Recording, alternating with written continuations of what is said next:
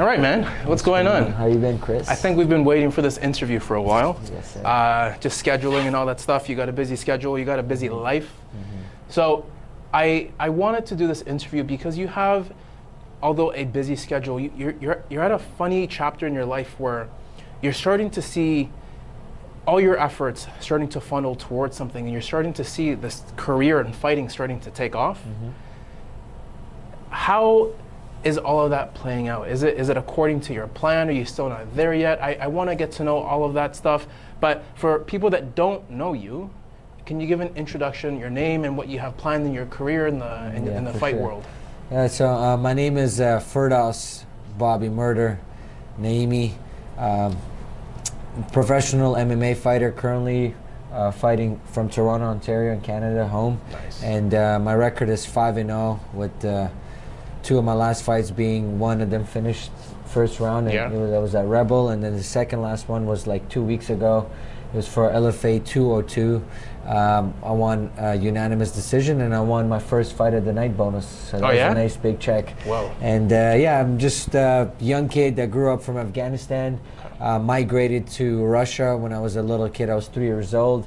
So I grew up in Russia for about 10 years, can read, speak, and write. Went to school as a kid in Russia, and then I migrated here as an immigrant in 2009, and Canada's been home. I'm grateful to be living here in this country and for what it had provided me. And I went to school, became a plumber. I was working full-time, and also and that's when I met you. That's when you met me, and that's when I was doing a full-time job and also fighting on the Team Canada of kickboxing. So I was an amateur fighter, Muay Thai. I've been doing Muay Thai for about 15 years. Wow. And then I started to dabbling into MMA in 2009. I went into my first UFC fight once I watched the fight, and then I just knew this is what it was going to be. And then I had to eventually come at peace and find that fighting was my passion and let go of my job that I had as a plumber. And then I quit my job, moved to America with a little bit of suitcase in my bag with like $5,000 in my pocket. Wow. And there was no Canadian dollars. And there was no plan. So I had no plan. I kind of knew what I was going to, where I was going to, but I don't know if I had a place to stay. I didn't have enough money. Like, I didn't have no vehicle. I didn't have no families. So I think that was the biggest thing that matured me. And then the destination was always be the UFC. My dream is always to fight in the UFC and be a world champion, which I know I will be one day. How close do you think you are to like getting to that? Right now, I'm very close to entering the big leagues. I'm 5-0. I'm like 1 or 2 fights away from getting a shot at the Dana White Contender Series. It's an event that's by the UFC. You fight one fight, and that could either get you in the UFC or not. But also, I'm just in the brinks of making it to the big leagues, to my dream job that I always wanted to. I'm just a 1 or 2 fights away at the trajectory that I'm going right now, and with your help also, you being a huge part of my recovery, and it takes a village to raise a kid. Fighting is an individual sport. Yes, I am the one getting in the cage, but it truly takes a team, right? Like, it takes you as my therapist, my striking coach, my jiu-jitsu coach, my sports psychologist, my nutrition. So it's like I have a group of 7 to 8 people that are like my mentors, or like the people that I value their opinion. And one thing that I love about too is like never take an opinion from someone you wouldn't trade places with. Right now, if you give me an opinion, or someone would come and be like, would you trade places with Spot? I would trade my spot in a heartbeat. Because I know how a hardworking man you are. I know your values. I know your principles, and I know what is your why. Like what are you driven? And dude, I would trade places anywhere, and then I'll take your opinion on it. You know what I mean, from somebody else. So that's a little bit about me, man. Well, look, what I think is very interesting is you're operating at a very high level of athleticism. You're technically a high-performing athlete, but that comes with consequences, right? It's high stress, mental, physically, emotionally draining. You go through a lot. I want to understand you at a deeper level, so that maybe there are fighters out there that want to understand how you've been able to get to this point and still kind of, seemingly to me, you're still keeping it intact, because a lot of fighters burn out before they even make it, right? Like the UFC and fighting at that level is just a small reflection or percentage of people that make it. Yeah. But the percentage of people that go unnoticed is huge, right? So I came up with a few questions specifically for you that I want to ask you. Answer as openly as you want. Yeah. But question number one is, do you think stress is a good thing or is it a bad thing?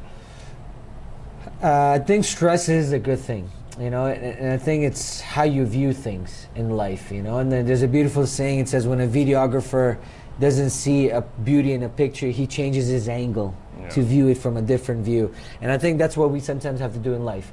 There's something that you've taught me that I've still taken day to day in my whole philosophy of life is there's something called distress and eustress. Correct me if I'm wrong. Yeah, you got it. So distress is like, for example, a kid in a war-torn country, a place getting bombed, right? Or a mom that's giving birth, right, to her newborn, in trouble, right? Or an animal that's being hunted, that's in a survival mode, fight or flight mode, right? That's distress, right? That's when you're put in a position where you're just stressed, right? You don't know how to react. And there's eustress, right? Something whereas like, okay, I'm gonna go out there, work out today, get sore, but that soreness is stress, right? Me cutting weight for a fight, that is stress. And what is that gonna do? That's gonna build me and give me more resilience, more discipline, more work ethic, you're right? Telling me you're a good student, eh? You remember that? Every time where we get into a fight camp, it's horrible stress, right? We're cutting 20 pounds of water, right? We're dedicating 2 months of work for 15 minutes of you just being in a cage. So imagine how much stress. But that's good stress because I love all the stress that I've been through in my career. And I'm not worried about the destination because it's who I'm becoming throughout this journey. So I feel like it's how you view stress. Right? There's distress and there's eustress. And at some point of our lives, we are going to face both of them. But it's very important on how you label them and how you view yourself as looking at the stress. And I feel like my philosophy about stress changed a lot the moment you've told me about the distress and eustress. And now anytime I catch myself in training, for example, like training hard and like I'm exhausted, you come into my head. I'm like, remember, this is eustress, this is good stress. This is good stress because I'm seeing how far I could take it. So when the fight comes through the trials and tribulations, I know that I've seen the stress. This is familiar feelings. I've been there, done that. Like, you know, I'm stronger. People have a misconception when it comes to stress in general, but it just because of the word, people have a negative relationship with it. So it's always avoid the stress, do things that are not stressful for you, but really you have to confront it head on, especially for personal development. Exactly. And I think there's a large correlation, at least in my opinion, between doing the uncomfortable things and personal development. It's going to be uncomfortable, but usually the silver lining is growth on the other end. But you have to go through it to get to that point. It's just like fear, you know? Before a fight, right? You can either fear and excitement are two same things. It's how you view it. You're either going to let it burn you like a fire or let it fuel you more as a fire. So it's how you view it, man, right? Can you share with me a moment in your life where stress almost seemed like it was gonna break you, but you're like, no way, I'm gonna push through this? What was that moment? Was it during a training camp, maybe in your personal life? Well, you've gone through a lot in your personal life, right? But was there ever a moment where you almost broke because of stress? I think it happens every fight camp. I think for my second last fight when I fought in Toronto, a week before my fight, I was cutting about 20 pounds of weight. My opponent pulled out, and then I was training 3 months. I dedicated, spent so much money in my training camp, and everything else just seems like it was crumbling me down, and I felt like I was in control of the uncontrollables. Like I'm not in control of my opponent, but like I'm in control of my attitude and effort and how I view things. So that was a huge stress because I've like spent $6,000 in my training camp. One way. I'm cutting weight like 2 days before my fight. I'm already like water loading, meaning I'm drinking 8 liters of water, eating like 1,200 calories, breaking down my body, putting it into a bunch of stress, and then there's no opponent. Like this is all for nothing. There was no opponent. So they dropped out exactly. So now I'm sitting there thinking like, what was this all for? I'm sitting there saying, God, why me? And at one point I had to shift my mind and say, God, what are you teaching me? right? And one thing I've learned, and that was the huge thing. And then after a while, I had to obviously make some ends meet and give away some of my purse for the opponent to accept the fight and things like that. But that was huge. And after that fight, after that obstacle and the stress, they finally, things worked out. They found an opponent, and then that frustrated me. It made me angry at the world. It put me a little chip on my shoulder. That like, damn, like no one understands, no one feels me how much work I put in. But he used that anger in a healthy way, and I went in there, got in the cage, and finished the fight in the first round. So I feel like that anger from the stress is healthy. I feel like anger is healthy, but it's how you channel it. Well, you just touched on my next question, actually, right? Yeah. So what I want to segue into is, people think stress is a bad thing exclusively, right? But there has been a moment, it sounds like, where stress made you grow, right? Huge. Where you grew as a professional fighter, your outlook in life changed. So can you touch on that? How did it help you grow? I think one day I woke up and I started realizing that I'm not who I want to be. I'm not where I want to be, and what do I need to do to make those changes happen? And that stress made me emphasize a lot on building my life and working on myself. So that stress came from, okay, what do I need to do to start understanding how life is, what do I need to do? So I started getting desperate of that stress of me wanting to change, of that stress of me living this comfortable life that I wasn't satisfied with. That stress forced me to start reading books, something that I never did, and I started reading books and started learning, right? I started to dabbling into meditation because I was so stressful of where I was and how I couldn't deal with things. That started teaching me so much about life, about how much one breath could change so much things, right? Yeah. And on other things like recovery, right? Finding a therapist that like could teach you, not just work on you, but teach you how the human mind works, how the human body works, why you are hurt the way you are, why can't you do things.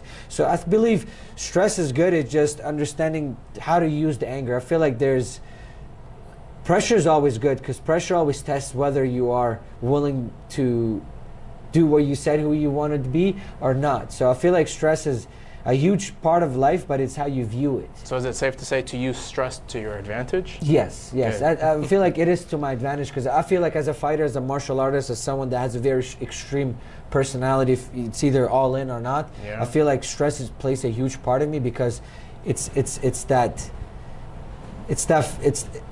forces me to chase what I want to do, because without stress, they'll be comfortable. I'll be satisfied. You get too soft. Yeah, too soft. Exactly. In my world, like even after every fight that I win, there's always that damn, my next opponent is working in the gym. What am I doing today? Yeah. Right. And that's what I feel like it's advantage to me.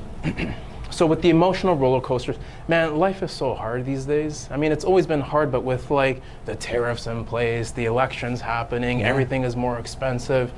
The emotional roller coasters that the average person is going through is literally peaks and valleys of going through highs, going through lows. You go through all of that, but then you have your professional career as a fighter. When you're at your lows, what do you do to get yourself to do the thing that you kind of want to avoid? Maybe training is too hard. What goes through your mind to get you to actually do the shit that you have to do?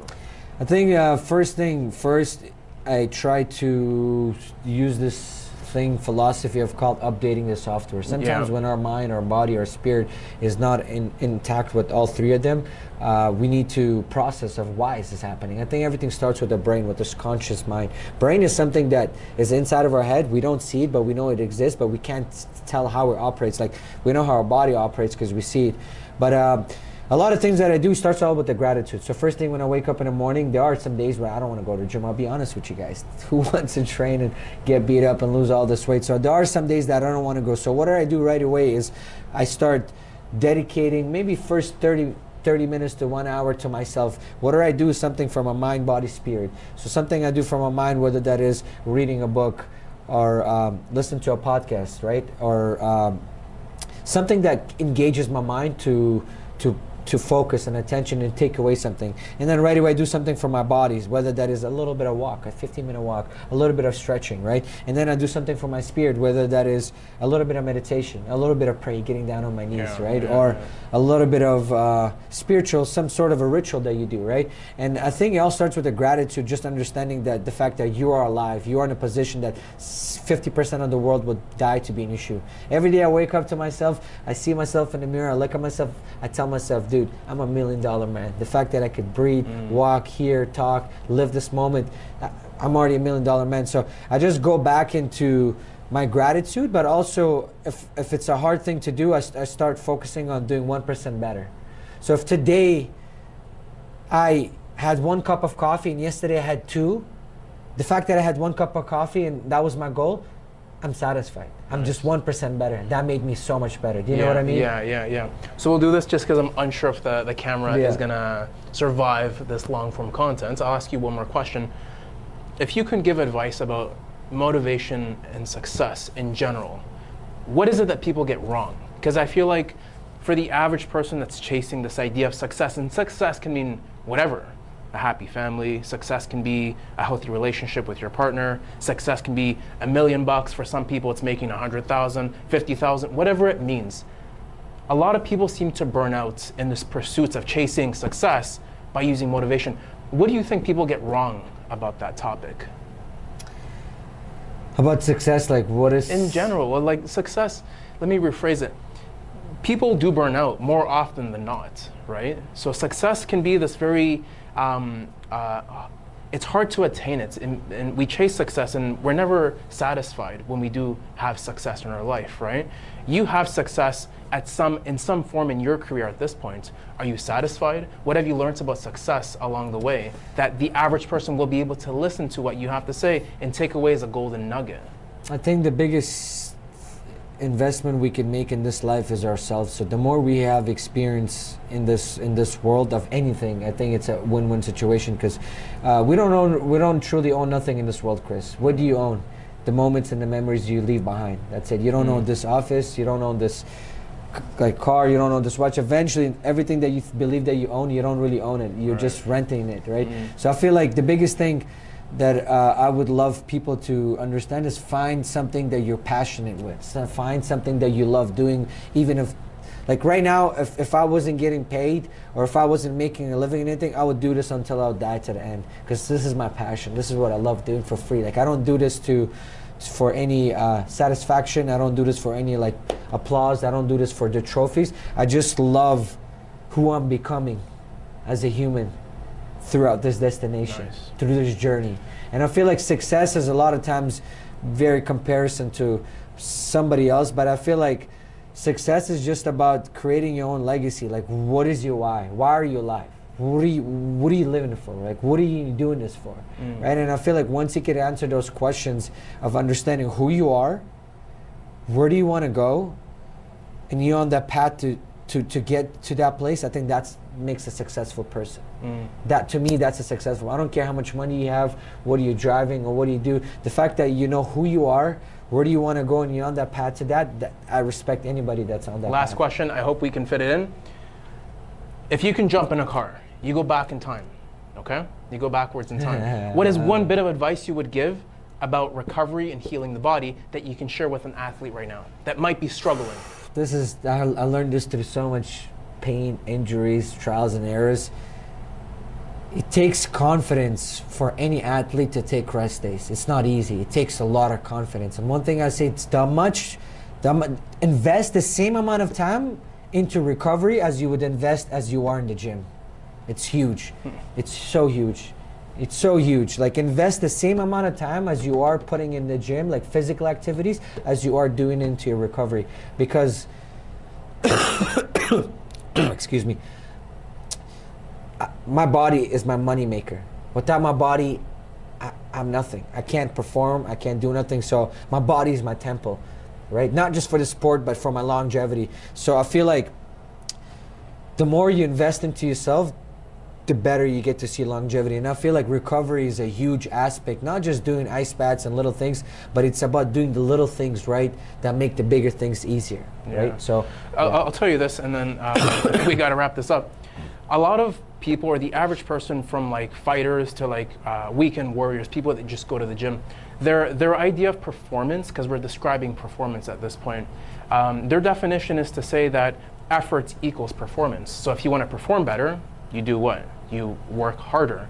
But as you age, you quickly realize that performance is the formula of effort plus recovery equals performance. Because if you exclusively rely on effort and hard work to perform better, you hit a wall each and every time.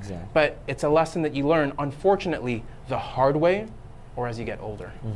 Does that make sense? That does make sense. And same thing in our field, right? You either learn that lesson by getting injured, or hitting that dead wall where like you're burning out in training. Let me tell you one more thing. I actually have a book that I'm releasing in the next, let's say, 4 weeks. It's actually called The Stress Advantage. I don't know if I told you about this. No, you didn't. I want to gift you a PDF copy. I'm going to be releasing the hard copy, but it's the idea of looking at 6 examples in history, in our timeline, where people that are super successful, ultra rich, politicians, even how we won World War II was a result of promoting recovery and healing the body. That's crazy. It's really interesting, man. It took me a long time. I can't wait to read your book. It took me a long time to put together. Excited. Like that little insight that you just said. So a lot of people tend to believe that recovery it's a luxury. But when people realize that promoting recovery and healing the body directly correlates to performance and productivity, you unlock a competitive advantage. And you as an athlete, that's something that you are starting to realize to unlock that maybe not everybody has learned. I mean, you look at I love to always look at my idols or people that I admire as an inspiration and reverse engineer. What are they doing and what I need to do exactly? Like LeBron James, right? Spends about maybe more than $1 million a year on his body. So it's like, if a guy like that does that, like, what can I learn away from him? Kobe Bryant. There you go. You know what I mean? Awesome, like man. All these athletes, right? Like, so I'm a huge believer in recovery. I think it's a huge aspect of it. As I'm aging, I'm 28 years old now. As I'm getting older and older, the body's not reacting how it used you're getting to be. old. You know what I mean? That's why I got you, right? So no, cool, you're 100% right, man. Okay, that's good. Thank you for having me, man. I really appreciate it. So hopefully we'll get to do this inspire again. people more and we're going to be releasing contents coming up. We are slowly starting to plan stuff. Exactly. And we'll release that shortly. For sure, man. Done. Cool.